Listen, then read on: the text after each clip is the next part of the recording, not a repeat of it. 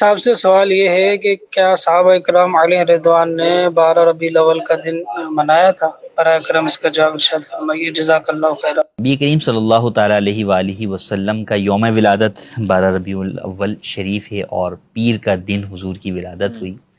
تو نبی کریم صلی اللہ تعالیٰ علیہ وآلہ وسلم کے یوم ولادت کو منانے کے اعتبار سے اگر ہم دیکھیں تو بالکل ہمیں اس کا ذکر جو ہے وہ ملتا ہے مختلف انداز سے۔ خود نبی کریم صلی اللہ تعالیٰ علیہ وآلہ وسلم نے پیر کے دن روزہ رکھنے کے حوالے سے یہ فرمایا کہ اس لیے اس دن روزہ رکھتا ہوں کہ اسی دن میری ولادت ہوئی۔ تو اس سے یہ پتہ چلا گویا کہ نبی کریم صلی اللہ تعالیٰ علیہ وآلہ وسلم بھی اپنی ولادت کی وجہ سے اس دن جو ہے وہ روزہ رکھا کرتے تھے۔ صحابہ کرام علیہم الرضوان کی سیرت سے بھی ہمیں نبی کریم صلی اللہ تعالیٰ علیہ وآلہ وسلم کی سیرت اور آپ کے اوصاف و کمالات کے حوالے سے مختلف جو ہے وہ چیزیں ملتی ہیں کہ مسجد نبوی شریف کے اندر حلقے ہوتے اور صحابہ جو ہے وہ حضور کے اوصاف و کمالات اور فضائل جو ہے وہ بیان کرتے۔ تو در حقیقت میلاد النبی منانا،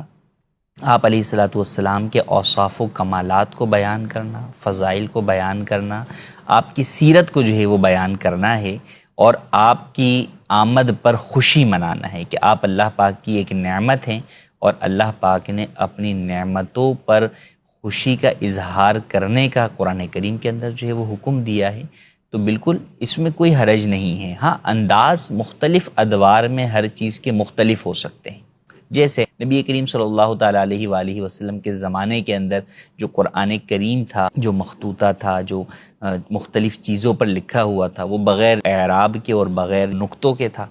کہ وہ اہل عرب جو ہے وہ بغیر نقطوں کے پڑھنا جانتے تھے، بغیر اعراب کے پڑھنا جانتے تھے۔ لیکن آج ہم وہ قرآن کریم پڑھ ہی نہیں سکتے، تو ہمارے پاس جو آج قرآن کریم ہے وہ ان تمام چیزوں کے ساتھ ہے کہ اعراب بھی ہیں، نقطے بھی ہیں، اور یہ جو اعراب اور نقطے ہیں یہ چاروں خلفاء کے دور میں نہیں ہوئے۔ اب کوئی یہ کہے کہ جناب جو قرآن انہوں نے نہیں پڑھا وہ قرآن ہم کیوں پڑھ رہے ہیں، تو سر آپ وہ والا قرآن پڑھ ہی نہیں سکتے، پھر قرآن تو وہی ہے لیکن آپ نہیں پڑھ سکیں گے اس کو دیکھ کر، وہ جس خط کتابت کے اندر یا جس رسم کے اندر وہ لکھا ہوا ہوگا۔ تو لہٰذا بنیاد یہ نہیں ہے کہ جناب جو کام صحابہ نے نہیں کیا یا جس انداز میں نہیں کیا وہ کام جو ہے وہ ناجائز ہو جائے،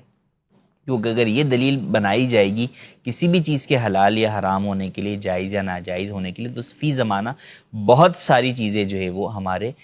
ناجائز میں چلی جائیں گی اور اکثر چیزیں جو ہے وہ جائز نہیں رہیں گی۔ تو بنیاد وہی ہے جو شریعت مطہرہ نے بیان کی ہے کہ جب کسی چیز سے منع نہیں کیا گیا، قرآن و حدیث میں اس کی ممانعت نہیں ہے، تو جائز ہے۔ اب صحابہ کرام مسجد نبوی میں حلقے لگا کر حضور کے اوصاف و کمالات بیان کرتے تھے، سیرت بیان کرتے تھے، حدیثیں سنتے سناتے تھے۔ آج اگر ایک بڑے مجمع کے اندر ایک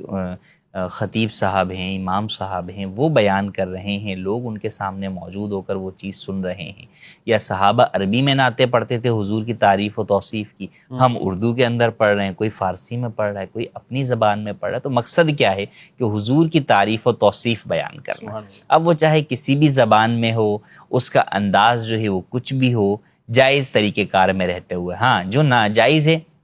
اس سے بالکل منع ہے کہ جناب آپ نعت پڑھ رہے ہیں لیکن ساتھ میں موسیقی آپ ایڈ کر رہے ہیں، تو چونکہ موسیقی سے متعلق حضور کی حدیث پاک ہے کہ میں ان چیزوں کو توڑنے کے لیے آیا ہوں، تو وہ ایڈ نہیں ہو سکتی، اس کی بالکل اجازت نہیں ہوگی۔